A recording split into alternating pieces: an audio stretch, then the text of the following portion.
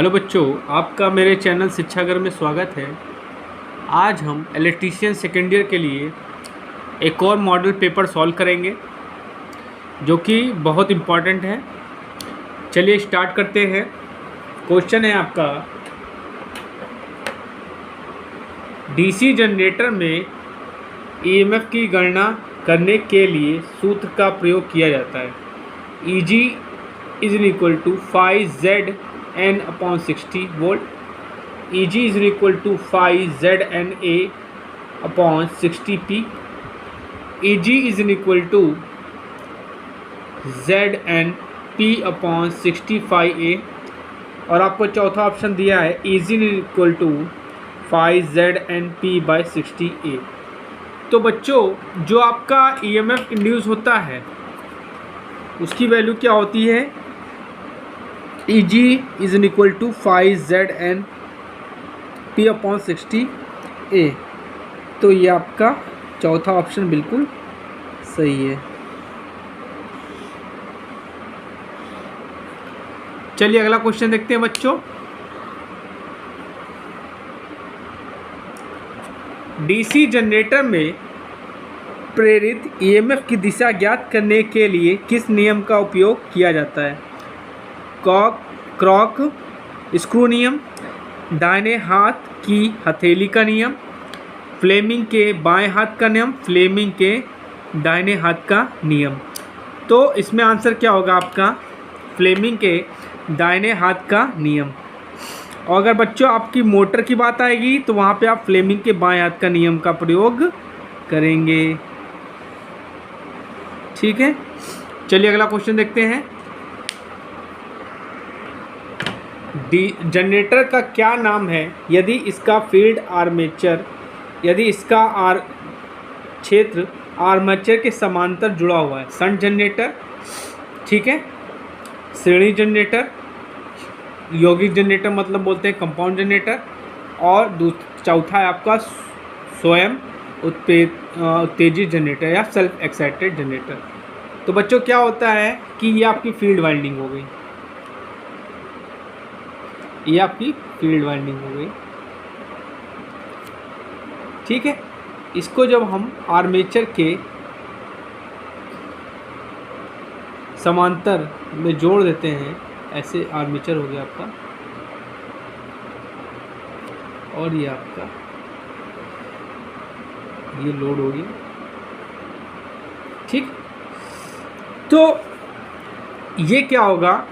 ये आपका कहलाएगा शंट जनरेटर। क्या कहलाएगा? शंट। और अगर इस फील्ड वाइंडिंग को इस आर्मेचर के हम सीरीज में जोड़ देंगे, मतलब अगर ये आपकी फील्ड वाइंडिंग हो गई, ठीक है, ठीक है, इसको हम क्या करेंगे? आर्मेचर के सीरीज में जोड़ देंगे, ऐसे जोड़ देंगे। ठीक है, ये आपका लोड हो गया, ये आपका लोड हो गया। तो ये आपका क्या कहलाएगा? सीरीज जनरेटर कहलाएगा। क्या आपका कहलाएगा? Series generator. और यहाँ पे पैरेलल की बात कर रहा है तो आपका ये क्या कहलाएगा? शंट जनरेटर कहलाएगा, शंट। तो आपका ऑप्शन पहला बिल्कुल सही है, शंट जनरेटर। और बच्चों एक बात याद रखिएगा, एक चीज़ और याद रखिएगा कि जो ये फील्ड कॉइल होती है इसमें टर्न्स ज़्यादा होते हैं, और ये क्या होती है? पतले तारों की बनाई जाती है।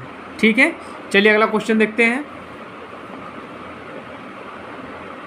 डीसी मोटर का क्या नाम है? ये आपको फिगर दिया है, ये आपको एक फिगर दे दिया है बच्चों, और पूछ रहा है कि ये किस प्रकार की मोटर है। देखिए, ये आपकी फील्ड वाइंडिंग है।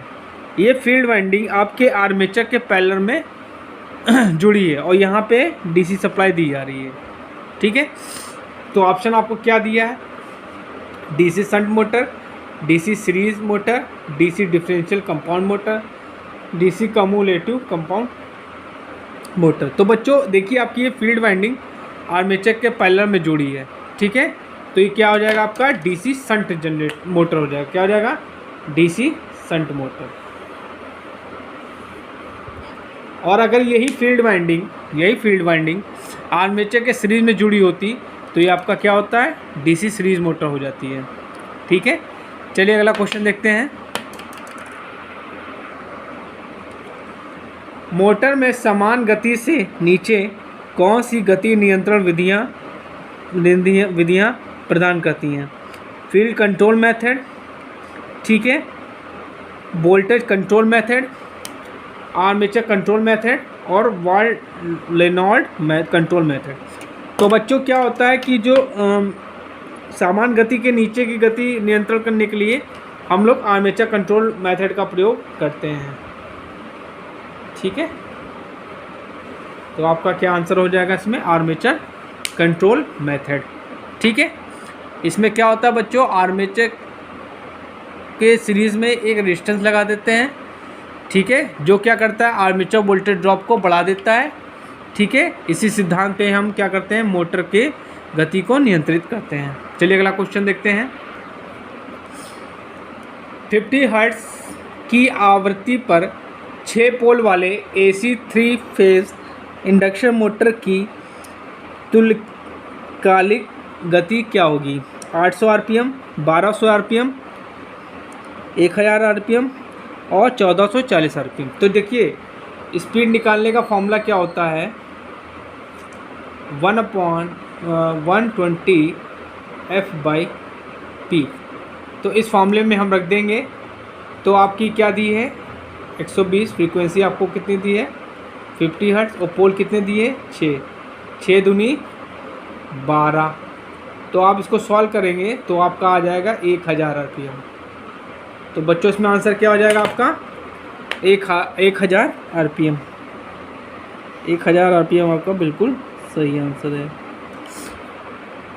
चलिए अगला क्वेश्चन देखते हैं।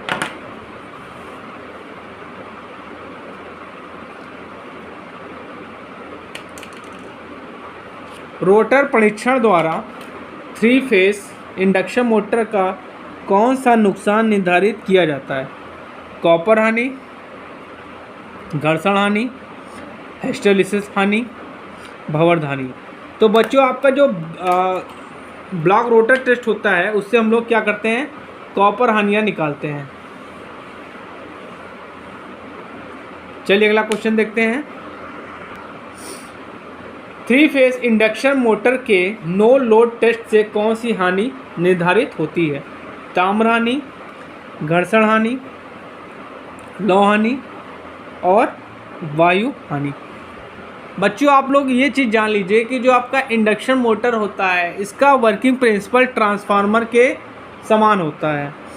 तो आप यहाँ पे बोल दिया है कि no load test. No load test मतलब आपका सेकेंडरी वाइंडिंग जो है लोड से कनेक्टेड नहीं है। ठीक, तो उस कंडीशन में आपकी सेकेंडरी वाइंडिंग ओपन है। तो ओपन सर्किट में हम लोग क्या निकालते हैं, आयरन लॉस निकालते हैं। ठीक है, तो इसमें आंसर क्या हो जाएगा आपका, आयरन लॉस। चलिए अगला क्वेश्चन देखते हैं। एक आदर्श अल्टरनेटर में EMF पर फेज की गणना करने के लिए किस सूत्र का प्रयोग किया जाता है? E = 5 FT/2.22, E = 5 FT/4.44 और तीसरा ऑप्शन आपका दिया है 2.22 5 FT और चौथा आपका ऑप्शन दिया है E = 4.44 5 FT। तो बच्चों आपका चौथा आंसर बिल्कुल ऑप्शन बिल्कुल सही है। EMF का ये फॉर्मूला होता है अल्टरनेटर के। चलिए अगला क्वेश्चन देखते हैं।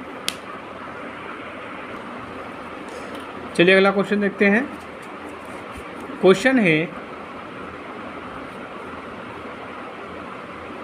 1000 RPM पर 6 पोल वाले एक अल्टरनेटर की आपूर्ति सब फ्रीक्वेंसी क्या है? देखिए NS = होता है 120 F/P।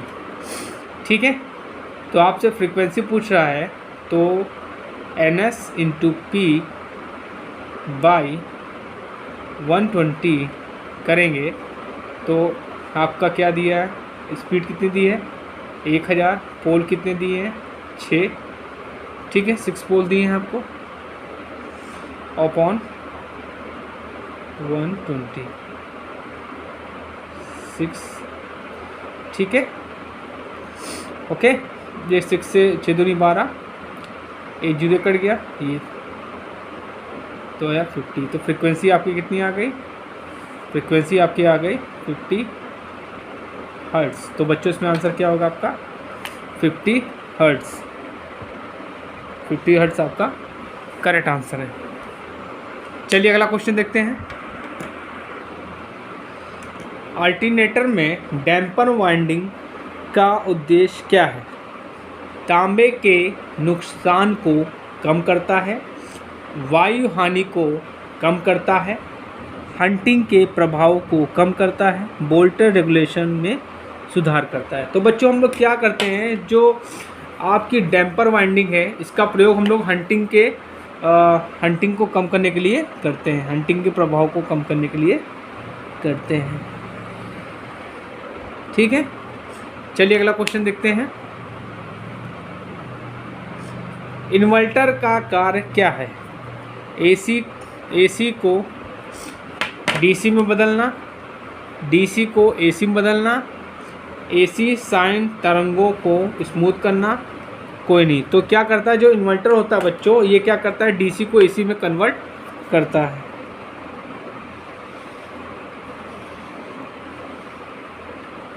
और जो एसी को डीसी में कन्वर्ट करता है वो आपका रेक्टिफायर होता है। चलिए अगला क्वेश्चन देखते हैं। सोलर सेल में किस सामग्री का उपयोग किया जाता है? सिलिकॉन, तांबा, एंटीमनी, फास्फोरस। तो बच्चों इसमें आंसर क्या होगा? सिलिकॉन में हम लोग सोलर सेल में हम लोग क्या करते हैं? सिलिकॉन का प्रयोग करते हैं, ठीक है। चलिए अगला क्वेश्चन देखते हैं। पनबिजली स्टेशनों में पेन स्टॉक का कार्य क्या है? बांध तक पानी पहुंचाता है, टरबाइनों तक पानी पहुंचाता है, बिजली घर से दूर पानी ले जाता है, जलाशय से अवशेष पानी का निर्वहन करता है। तो बच्चों इसका आंसर क्या होगा? ये क्या करता है? टरबाइन तक जो है पानी को पहुंचाता है। तो इसमें आंसर क्या होगा आपका? टरबाइनों तक पानी को पहुंचाता है। चलिए अगला क्वेश्चन देखते हैं बच्चों।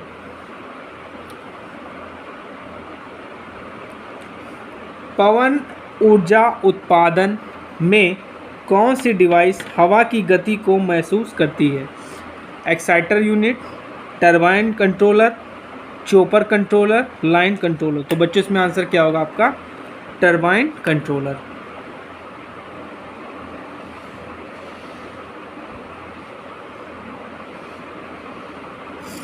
चलिए अगला क्वेश्चन देखते हैं बच्चों।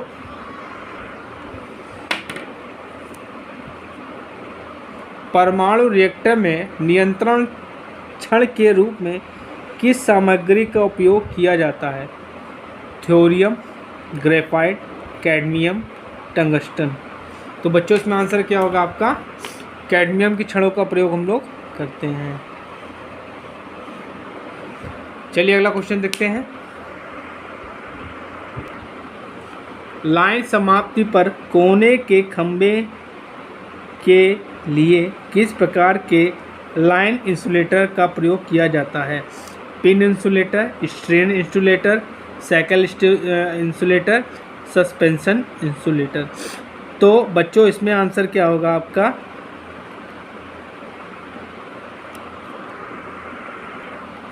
तो बच्चों इसमें आंसर होगा आपका साइकिल इंसुलेटर का प्रयोग हम लोग करते हैं।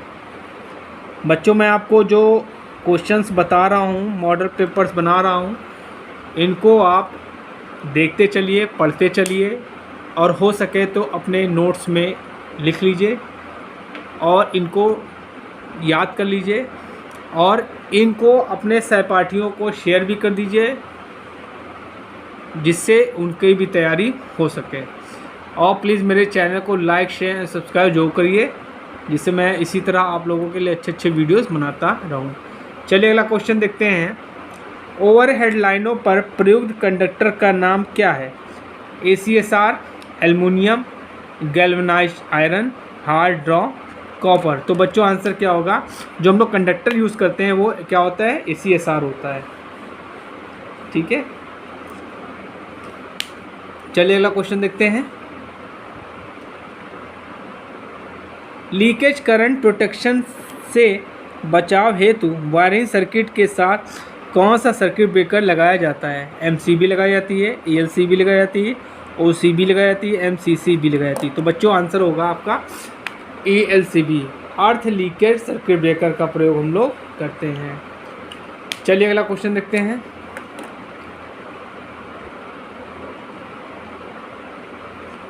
पावर कट ऑफ के बाद कौन से रिले अपने संपर्कों की स्थिति में रखते हैं? रीड रिले, धारा relay, voltage relay, latching relay. तो बच्चों इसमें आंसर क्या होगा आपका, लैचिंग रिले।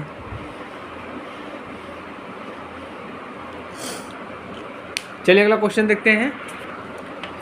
रिले का कार्य क्या है? ओवरलोड और शॉर्ट सर्किट संरक्षण, वोल्टेज और पृथ्वी दोष से सुरक्षा, ओपन सर्किट और पृथ्वी दोष से संरक्षण, ओपन सर्किट और ओवर वोल्टेज प्रोटेक्शन। तो बच्चों पहला ऑप्शन आपका बिल्कुल सही है, ओवरलोड और शॉर्ट सर्किट संरक्षण।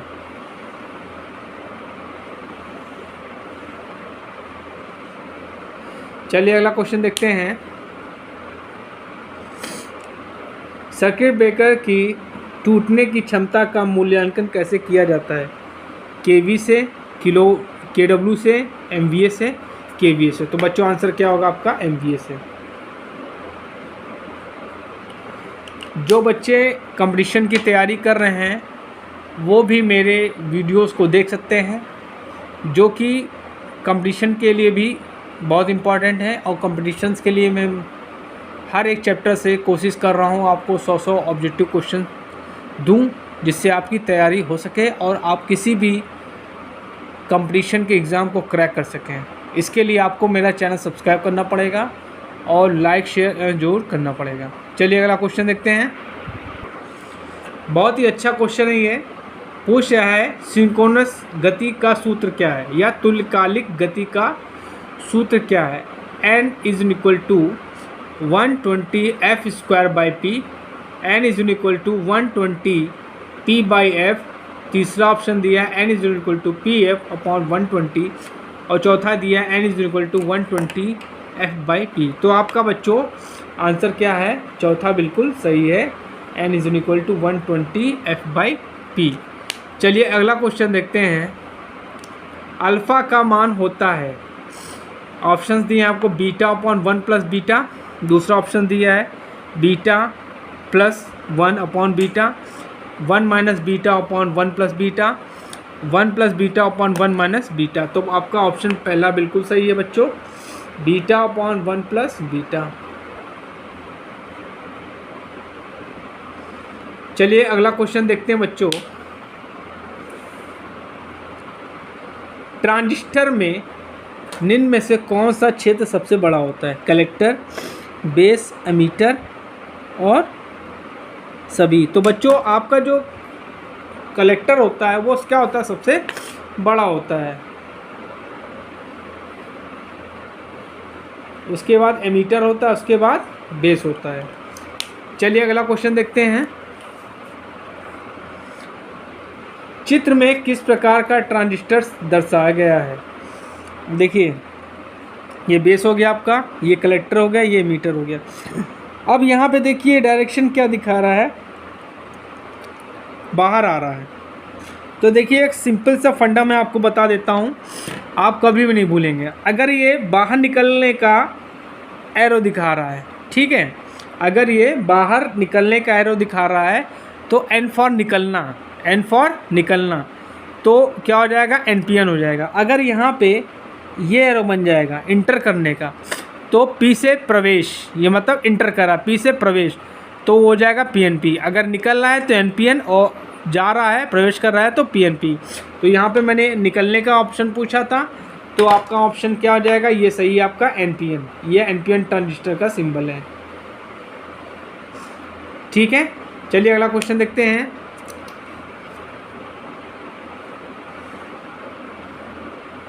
UJT का उपयोग डैश डैश के रूप में किया जाता है।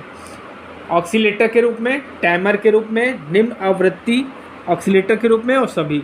तो जो आपका यूजीटी होता है बच्चों, इसका हम लोग तीनों रूप में कर सकते हैं यूज़। तो आपका आंसर चौथा बिल्कुल सही है। चलिए अगला क्वेश्चन देखते हैं।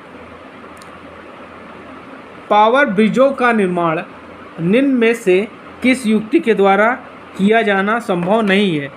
Transistor, thyristor, IGBT, MOSFET. तो बच्चों इसमें आंसर क्या होगा आपका? थायरिस्टर बिल्कुल सही आंसर है। और थायरिस्टर को बच्चों एससीआर भी बोलते हैं। अगर आपको एससीआर दे दिया जाए यहाँ ऑप्शन, तो आप घबराइएगा ना, वहाँ पे एससीआर आपका सही होगा। एससीआर थायरिस्टर एक ही होता है। चलिए अगला क्वेश्चन देखते हैं। जीटीओ का एक अनुप्रयोग है ट्रिगर परिपथ, सिग्नल डायोड, इंडक्शन हीटिंग और दोलित्र। तो बच्चों आंसर क्या होगा? ट्रिगर परिपथ।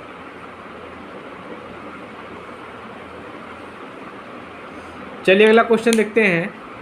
एससीआर के बंद होने पर परिपथ में प्रवाहित धारा होती है शून्य, निम्न लीकेज धारा, उच्च लीकेज धारा, फॉरवर्ड धारा। तो बच्चों इसमें आंसर क्या होगा आपका? इसमें आंसर होगा बच्चों निम्न लीकेज धारा।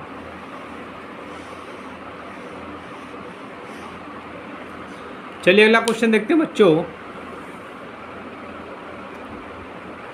निम्न में से किस युक्ति में थायरिस्टर के संयुक्त गुण विद्यमान होते हैं? SCR, डायक, ट्रायक, GTO.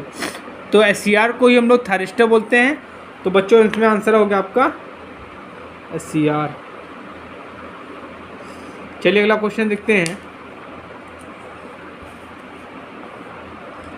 250 वोल्ट से कम की वोल्टता कहलाती है एलटी, एचटी, एमटी, ईएसटी। तो बच्चों आंसर क्या होगा आपका? एलटी, लो ट्रांसमिशन। चलिए अगला क्वेश्चन देखते हैं।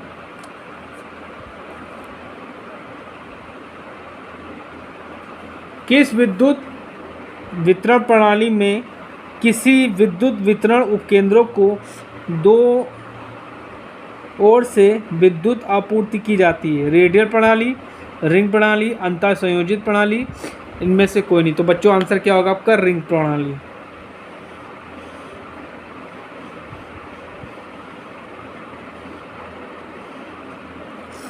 चलिए अगला क्वेश्चन देखते हैं बच्चों। उच्चतम मांग को मापा जाता है वाट में, किलोवाट में, मेगावाट में, इनमें से कोई नहीं। तो बच्चों इससे आंसर होगा आपका किलोवाट में।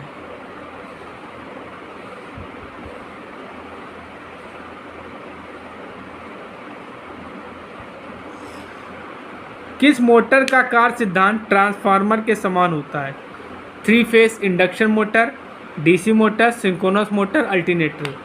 तो आपका जो 3 फेस इंडक्शन मोटर होता है, इसका जो कार्य सिद्धांत होता है वो ट्रांसफार्मर के समान होता है।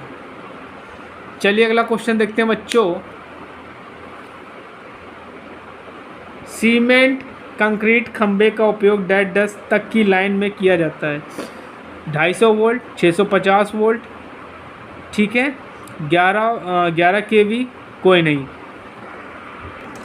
तो बच्चों इसमें आंसर होगा आपका 11 केवी, 11,000 वोल्ट। चलिए अगला क्वेश्चन देखते हैं। बायोगैस में कौन सी गैसें सम्मिलित होती हैं? मीथेन, कुछ अशुद्धियों सहित मीथेन और कार्बन डाइऑक्साइड, ईथेन, इनमें से कोई नहीं। तो बच्चों आंसर आपका बी बिल्कुल सही है। कुछ अशुद्धियाँ भी होती हैं, कुछ कार्बन डाइऑक्साइड भी होती है और कुछ मीथेन भी होती है, ये मिक्सचर होता है। चलिए अगला क्वेश्चन देखते हैं।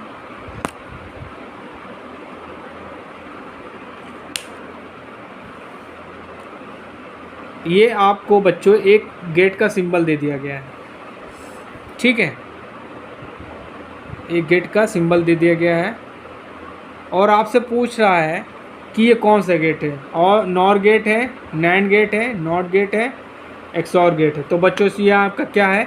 ये एंड गेट है। देखिए ये एंड गेट है, लेकिन यहाँ पे एक नॉट गेट लगा दिया गया है, तो ये हो गया नैंड गेट, बन गया NAND gate, AND plus NOT, NAND gate बन गया आपका। चलिए अगला क्वेश्चन देखते हैं, लास्ट क्वेश्चन बच्चों। ठीक है।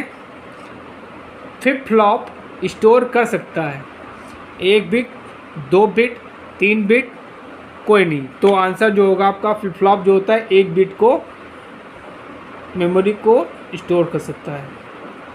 तो बच्चों आपको मैंने 38 क्वेश्चन का मॉडल पे पढ़ाया है, समझाया है। इसको ध्यान से समझिएगा, पढ़िएगा और मेहनत से पढ़ाई करिए। Thank you.